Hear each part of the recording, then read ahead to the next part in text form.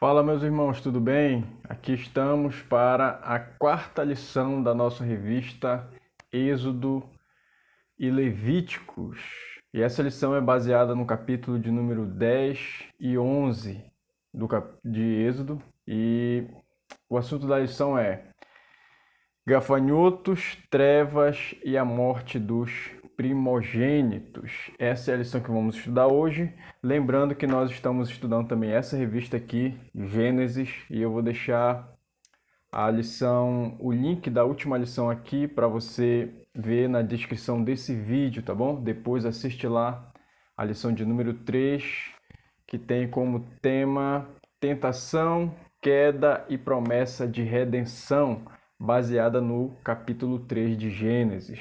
E agora nós vamos para a quarta lição de Êxodo. Mas antes de continuar, se inscreve no nosso canal, deixa aí o seu like e também compartilha esse vídeo para que outras pessoas também sejam alcançadas pela palavra de Deus através dessa lição da nossa querida Escola Bíblica Dominical. Beleza? Muito obrigado a todos que já são inscritos e que nos acompanham também já há muito tempo, né? Alguns meses que nós já estamos aqui.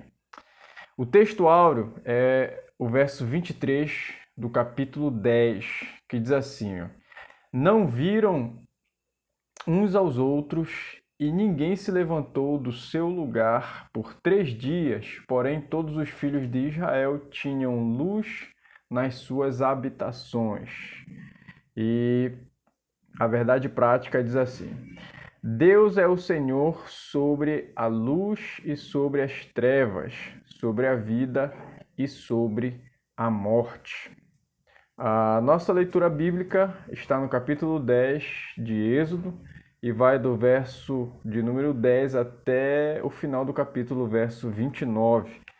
Vamos ler? Diz assim: Então Faraó disse: Que o Senhor esteja de fato com vocês, se eu permitir que vocês saiam e levem junto as crianças. Vejam, vocês têm más intenções, mas não é assim que vai ser. Vão somente vocês, os homens, e adorem o Senhor, pois é isso o que vocês estão pedindo. E os expulsaram da presença de Faraó. Então o Senhor disse a Moisés: Estenda a mão sobre a terra do Egito, para que venham gafanhotos sobre a terra do Egito e comam toda a vegetação da terra, tudo o que a chuva de pedras não destruiu. Moisés estendeu o seu bordão sobre a terra do Egito e o Senhor trouxe sobre a terra um vento leste todo aquele dia e toda aquela noite. Quando amanheceu, o vento leste tinha trazido os gafanhotos, e os gafanhotos se espalharam por toda a terra do Egito e pousaram sobre todo o seu território. Eram tão numerosos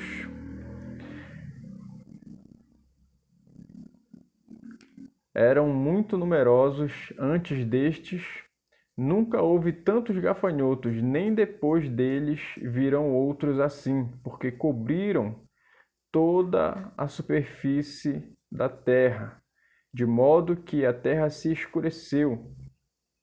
Devoraram toda a vegetação da terra e todo o fruto das árvores que a chuva de pedras não havia destruído. E não restou nada verde nas árvores, nem na vegetação do campo, em toda a terra do Egito. Então Faraó se apressou em chamar Moisés e Arão e lhes disse: Pequei contra o Senhor, seu Deus, e contra vocês. Agora peço que me perdoem o pecado ainda esta vez e que orem ao Senhor, seu Deus, para que tire de mim esta praga mortal. Moisés saiu da presença de Faraó e orou ao Senhor. Então o Senhor fez soprar um vento oeste muito forte, que levou os gafanhotos e os lançou no Mar Vermelho. Não restou um só gafanhoto em todo o território do Egito. O Senhor, porém, endureceu o coração de Faraó, e este não deixou ir os filhos de Israel. Então o Senhor disse a Moisés: Estenda a mão para o céu, e virão trevas sobre a terra do Egito, trevas que se possam apalpar. Moisés estendeu a mão para o céu e houve trevas espessas sobre a terra do Egito durante 3 dias. Os egípcios não podiam ver uns aos outros e ninguém se levantou do seu lugar durante 3 dias. Porém, todos os filhos de Israel tinham claridade nas suas casas. Então Faraó chamou Moisés e lhe disse: Vão e adorem o Senhor. Fiquem somente os seus rebanhos e o seu gado. As crianças podem ir com vocês. Moisés respondeu: Então você teria de nos providenciar os animais para os sacrifícios e holocaustos que queremos oferecer ao Senhor nosso Deus. Por isso os nossos rebanhos irão conosco. Nem um casco de animal ficará para trás, porque temos de escolher alguns para oferecer em sacrifício ao Senhor, nosso Deus. E enquanto não chegarmos lá, não saberemos com que animais teremos de adorar o Senhor. O Senhor, porém, endureceu o coração de Faraó e este não quis deixá-los ir. Faraó disse a Moisés: Saia da minha presença e tenha cuidado para nunca mais aparecer aqui, porque no dia em que você tornar a ver o meu rosto, será morto. Moisés respondeu: Como queira, nunca mais tornarei a ver o seu rosto. Amém. Até aqui a nossa leitura bíblica. Vou colocar também aqui na tela para você acompanhar os tópicos da nossa lição. Primeiro tópico, a praga dos gafanhotos.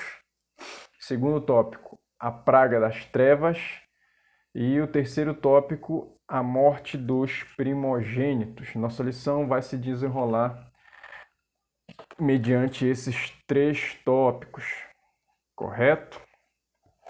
A introdução diz assim: veremos as últimas pragas sobre o Egito, a praga dos gafanhotos, a praga das trevas e, finalmente, a morte dos primogênitos. Quebram as últimas resistências de Faraó e Deus garante a Moisés: ele vai expulsar vocês. Lembrando que as pragas anteriores nós vimos na lição passada, tá? E todo esse cenário de pragas sendo lançado no Egito, né? E Faraó endurecendo seu coração e depois aparentemente mostrando um arrependimento e depois novamente endurecendo seu coração.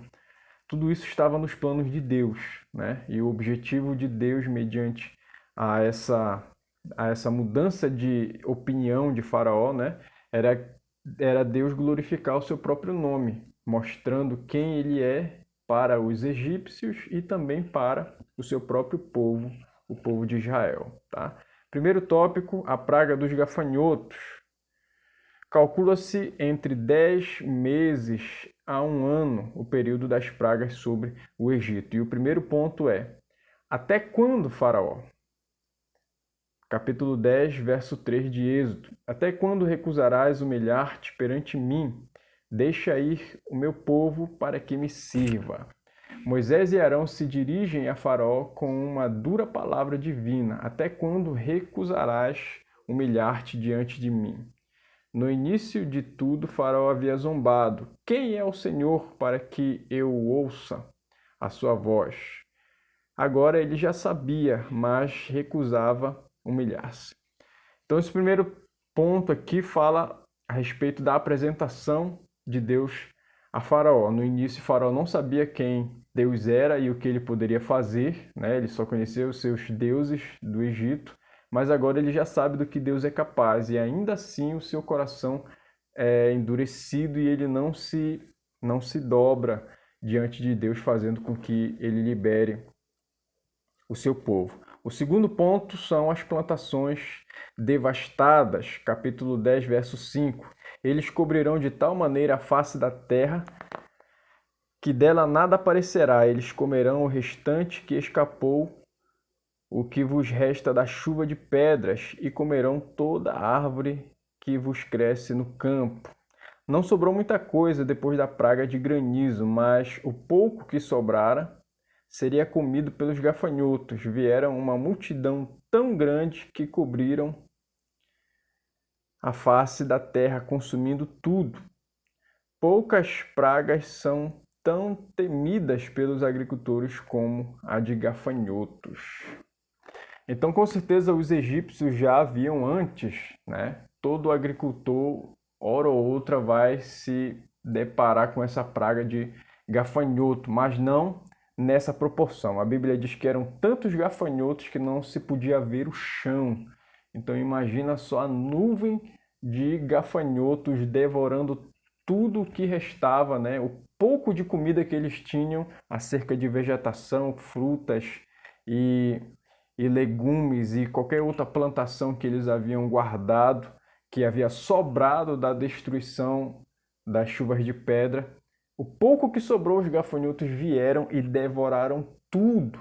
Lembrando que em Gósen, onde o povo de Israel estava, ali havia comida, né? Ali havia alimento, animais, mas no Egito eles estavam sendo castigados por essa praga. Então, dessa vez, Faraó ele recorre a Moisés e a Arão, né, apresentando ali um arrependimento, mas depois novamente ele muda de ideia e ainda não permite que o povo seja liberado para adorar a Deus. E aqui o ponto 3 fala: deixem as crianças, verso 10. Replicou-lhes Faraó: seja o Senhor convosco, caso eu vos deixe ir, e as crianças, vede, pois tendes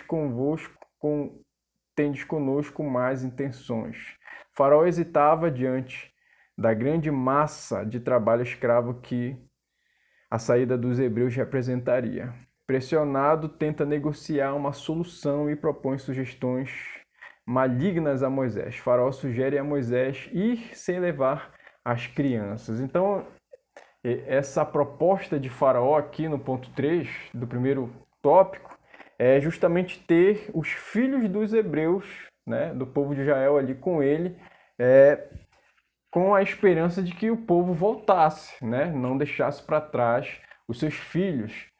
O diabo ele sempre usa dessa tática, é outro padrão da ação do inimigo, né? Atacar as crianças, atacar os pequeninos, os que aparentemente são desprotegidos. Daí a responsabilidade dos pais em preservar, em guardar, em cuidar, ensinar os seus filhos da maneira correta, né? Moisés aqui ele não aceita essa proposta de Faraó e ele exige que as crianças elas fiquem com os seus pais. Não permite que Faraó fique com os filhos dos hebreus. E essa postura é uma postura que todo homem de Deus deve ter, de fazer com que as crianças fiquem com as suas famílias, que os responsáveis, o pai, a mãe, eles sejam os únicos responsáveis pelos seus próprios filhos. Então, muito bom Faraó não poder ficar com as crianças e Moisés ter essa atitude de bater de frente com o Faraó e não aceitar essa proposta. Aqui nós vamos entrar no segundo tópico, a praga das trevas. A praga das trevas é a nona praga, assim como a terceira e a sexta veio de repente, sem advertências ou reuniões. 3 dias de trevas como se fosse meia-noite. Mais uma vez Faraó cede e mais uma vez ele muda de ideia, né? Volta atrás. E o primeiro ponto é trevas palpáveis, verso de número 21 do capítulo 10. Então disse o Senhor a Moisés: estende a mão para o céu e virão trevas sobre a terra do Egito, trevas que se possam apalpar. Como aconteceu na praga 1, 2, 3, 7 e 8, essa também ocorreu mediante a vara de poder, que em si mesmo nenhum poder tinha, mas nas mãos de Moisés era apenas um cajado para apacentar ovelhas. Nas mãos de Deus era um instrumento para subjugar reis e a natureza. Tudo depende das mãos que o utilizam. Essa praga desafia diretamente a Monra, o Deus supremo dos egípcios, protetor dos faraós e o Deus do sol. Então aqui mais uma vez um deus egípcio, um deus pagão, ele é desmascarado, né? Nesse episódio aqui é esse deus Amon-Ra, que era considerado o mais poderoso dos deuses do Egito. Ele era considerado o deus Sol. Então imagina que em toda a criação, né, em todo o tempo, sempre houve noite e dia, noite e dia. Ninguém nunca conseguiu impedir a noite de vir e nem o sol de nascer. Então, cada vez que o sol nascia, que amanhecia, esse Deus aqui, Amun-Ra, ele era adorado, venerado, porque ele era o Deus Sol. Então, Deus, ele vem e castiga Faraó, exatamente fazendo com que o Deus dele, o mais poderoso do Deus egípcio, não pudesse fazer nada. Ele impediu que o sol nascesse. Lembrando que em Gósen, onde o povo de Israel estava, o sol nasceu, as pessoas se viam, havia ali claridade, mas no Egito não havia claridade. Foram densas trevas, a Bíblia diz aqui que eram trevas tão densas que eram palpáveis, podia se tocar nas trevas. E tem uma tradução também que diz que os egípcios não viam um palmo à frente do seu rosto. Então eles não conseguiam ver nada e nem fazer nada. Eles ficaram parados em seus leitos durante 3 dias. Isso causou mais uma vez desespero em Faraó, porque tudo parou. Ninguém podia trabalhar, ninguém podia tomar conta dos seus afazeres, então a economia parou, tudo parou ali naquela nação durante 3 dias. Então imagina só o desespero, né? Uma nação que já está devastada, lutando para se reconstruir e durante 3 dias não poder fazer nada. Muita coisa estragou, muitos trabalhos ficaram por fazer e também muitas coisas se perderam durante esses 3 dias. Isso causou uma profunda tristeza e um grande desespero em Faraó, que faz com que ele corra atrás de Moisés para que ele possa fazer com que esse problema ele acabe, né? E aqui nós vamos entrar no segundo ponto do segundo tópico: deixem os rebanhos. Essa foi mais uma condição que Faraó colocou. Verso de número 24. Então Faraó chamou Moisés e lhe disse: Ide servir ao Senhor, fiquem somente os vossos rebanhos e o vosso gado, e as vossas crianças irão também convosco. Faraó convocou novamente Moisés e Arão e fez uma nova oferta. Os hebreus poderiam ir, mas não podiam levar consigo seus rebanhos. Certamente o plano de Faraó era confiscar os animais de Israel para repor o que havia perdido. Essa era a quarta proposta de Faraó, deixar as riquezas no Egito. Então, vamos pensar aqui como Faraó tentou fazer nessa proposta, né? A quarta proposta que ele faz. A anterior era deixar as crianças, agora ele quer que os animais fiquem. Faraó tem 2 planos aqui, né? Ele pensa em pelo menos 2 coisas. A primeira é repor o que ele perdeu, né, de animais, de vegetação, de alimento, para o seu próprio povo, como a gente viu que tudo isso se perdeu nas pragas anteriores. Mas também Faraó está pensando em ter algo para os hebreus voltarem, porque imagina só, 3 dias indo no deserto, os hebreus vão precisar de comida, vão precisar de animais para se alimentar, animais para carregar as cargas, as coisas que eles vão levar, e Faraó não quer que eles levem os animais, né? E Moisés, o que mais nos chama a atenção aqui é que, embora Moisés soubesse que os animais eram essenciais como para levar as cargas e para também alimento do povo, mas não é isso que Moisés fala. Moisés fala o seguinte: nós precisamos dos animais porque nós vamos sacrificar ao Senhor no deserto. Então, embora ele soubesse da necessidade do povo, ele coloca a adoração a Deus acima das suas próprias necessidades. E essa é uma atitude que todos nós devemos ter. né, com relação a dízimos e ofertas, ser fiéis e entender que não é Deus que precisa do animal ali, né, da oferta, do dízimo, mas somos nós que precisamos demonstrar a nossa fidelidade, adorando a Deus através disso. E Moisés ele deixa isso muito claro aqui nesse segundo ponto. E o terceiro ponto é: Faraó ameaça Moisés, verso de número 28 do capítulo 10. Disse, pois, Faraó a Moisés: Retira-te de mim e guarda-te que não mais vejas o meu rosto, porque no dia em que vires o meu rosto, morrerás. Certamente, se pudesse, Faraó já teria matado a Moisés. Muitos que importunaram e desafiaram reis e poderosos morreram por muito menos que isso. Talvez a explicação esteja no início do capítulo seguinte, quando é dito que Moisés era uma figura muito respeitada e famosa na terra do Egito, não somente pelo povo, mas também pelos oficiais de Faraó. Então, Faraó já está no seu limite, né? Embora ele tenha o seu coração endurecido ali pelo próprio Deus, né? Mas ele também já está no seu limite de paciência. Imagina quase um ano a sua nação ser castigada, né? E ele perder todos os seus bens e tudo.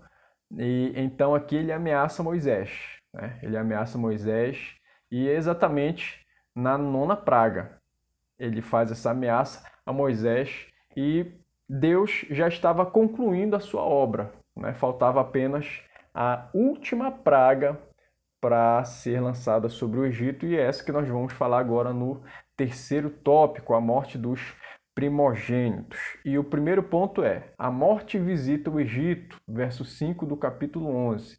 E todo o primogênito na terra do Egito morrerá, desde o primogênito de Faraó, que se assenta no seu trono, até o primogênito da serva que está junto a Mó, e todo o primogênito dos animais. Arqueólogos e historiadores têm observado que os egípcios eram especialmente obcecados pela vida após a morte. Provavelmente, nenhuma civilização gastou tanto dinheiro proporcionalmente para construir túmulos e mausoléus como os egípcios. As pirâmides provam isso. Essa praga será de novo um grande golpe em Osíris, o deus dos mortos. Aqui Deus ele mostra o seu grande poder, né, fazendo com que essas mortes fossem exatamente os primogênitos de todas as casas, né, de todas as famílias, inclusive até dos animais. Então vamos imaginar, nós já vimos situações em que pessoas muito famosas e poderosas, né, morreram, causando um luto em uma nação. Muitas pessoas tristes por alguém de fama morrer e tal. Mas nada se compara ao que aconteceu no Egito. Imagina que em cada casa do Egito havia um fugiu até a palavra agora, quando morre alguém, um velório, isso. Então, em cada casa do Egito havia um velório, havia um luto por alguém, desde o faraó, né, o rei, até a pessoa mais simples do Egito, até os servos, né?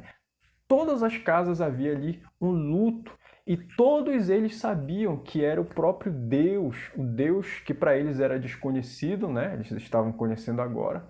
Mas, e tudo isso por conta do rei, de Faraó, que não se dobrava diante de Deus e não permitia que o seu povo fosse liberto, né? Então, uma profunda tristeza caiu sobre a terra do Egito e essa foi a gota d'água, né?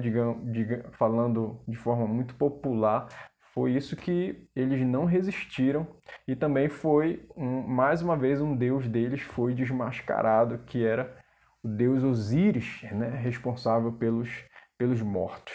Para os egípcios era uma festa quando uma pessoa morria, porque para eles morria ao seu próprio tempo, mas foi exatamente o que não aconteceu aqui, porque os primogênitos, aqueles que sucedem, né, que dão seguimento ao trono, esses morreram, né, antes do rei morrer. Então, para eles foi uma tragédia profunda. E aqui o ponto 2 é grande clamor, verso de número 6 do capítulo 11. Haverá grande clamor em toda a terra do Egito, o qual nunca houve nem haverá jamais. É difícil descrever o impacto da morte dos primogênitos no Egito. Foi uma calamidade em escala nacional. Seu impacto geraria um clamor jamais ouvido antes e depois desta tragédia. Quem conhece um pouco da cultura oriental sabe como são estridentes os gritos dos enlutados. Todos sabemos que países às vezes passam por lutos nacionais quando morre alguém importante ou ocorre uma catástrofe de grande magnitude ou algo assim. Foi o que ocorreu. A nação inteira do Egito se abateria e haveria um choro nacional, como a gente comentou antes, né? Um choro nacional, um lamento de luto em toda a nação do Egito. Por cada casa havia ali uma pessoa sendo velada, né? Sendo sepultada. E o terceiro ponto e último é: o Senhor guarda Israel, verso de número 7 do capítulo 11. Porém, contra nenhum dos filhos de Israel, desde os homens até os animais, nem ainda um cão rosnará, para que saibas que o Senhor fez distinção entre os egípcios e os israelitas. Deus é poderoso para proteger o seu povo do mais terrível inimigo, a morte.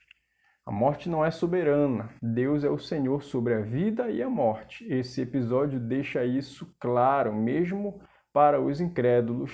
O Deus dos hebreus não é Osíris, é o verdadeiro Senhor sobre a vida e a morte. Nem o cão rosnará. O povo de Deus estará protegido. Então, aqui, desde os tempos passados, né, antes de Cristo, já era sabido de todos que o nosso Deus tem poder, inclusive sobre a morte, né? Sobre a vida e sobre a morte. E ele faz distinção. O seu povo foi protegido.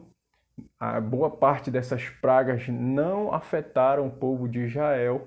Inclusive, essa última e mais poderosa praga, que foi a morte dos primogênitos, aconteceu só no Egito.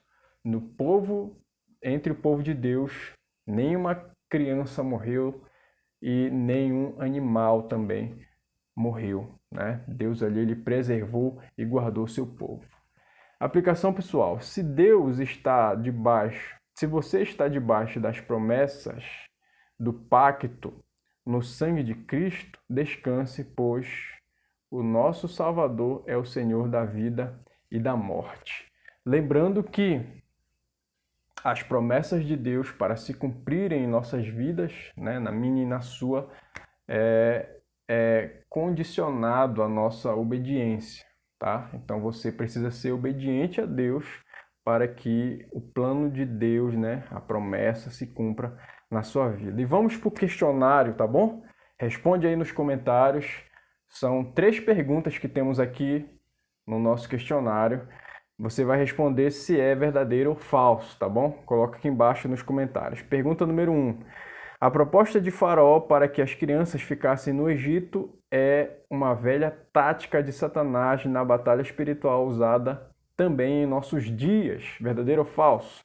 Segunda, a última proposta de Faraó para que os hebreus deixassem suas riquezas no Egito recebeu de Moisés uma resposta radical: nem uma unha ficará no Egito, nem um casco, né? Ou uma unha. Verdadeiro ou falso? Responde aí nos comentários. E a terceira pergunta é: a morte dos primogênitos no Egito não poupou ninguém, nem mesmo os filhos de Israel.